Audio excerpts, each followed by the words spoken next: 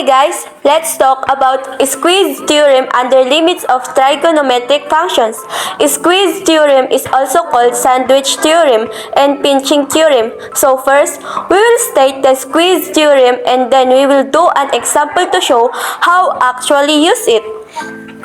Squeeze theorem has two conditions. First, if we have f of x is less than or equal to g of x, which is greater or equal to h of x. And let's say this is for all x in some interval containing c. And this does not actually have to be true at c. It possibly c itself. And the second condition is you have some limits. So basically, if the limit of h as x approaches c exists, so we have the limit of h as x approaches c, and let's say it's equal to L.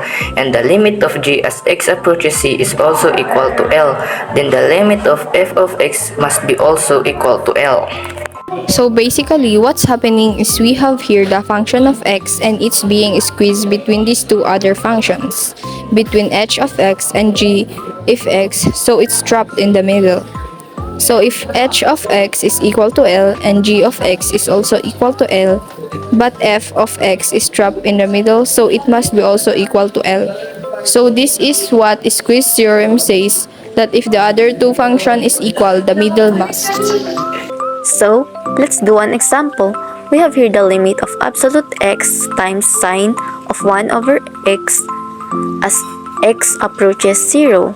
Okay, if we plug in 0, it obviously doesn't work because it have 1 over 0 inside the sine function and that's undefined. So, we have to create this inequality. Let us make different way. Here, note, in general, we have the following inequalities. Remember, for the straight up range of the sine function is from negative 1 to positive 1. Same thing to cosine.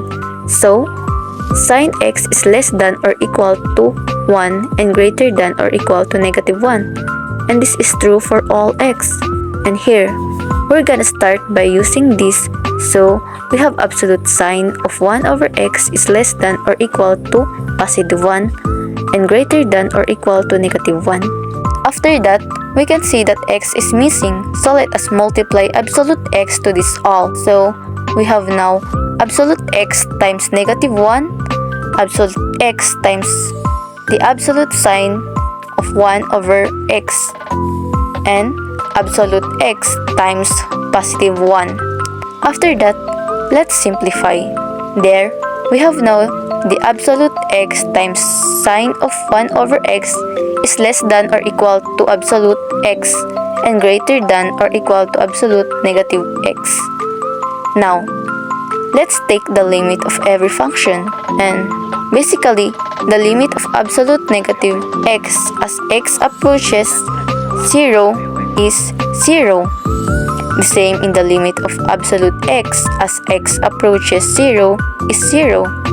Therefore, if this two function is equal to 0, then the limit of absolute x times sine of 1 over x is also equal to 0.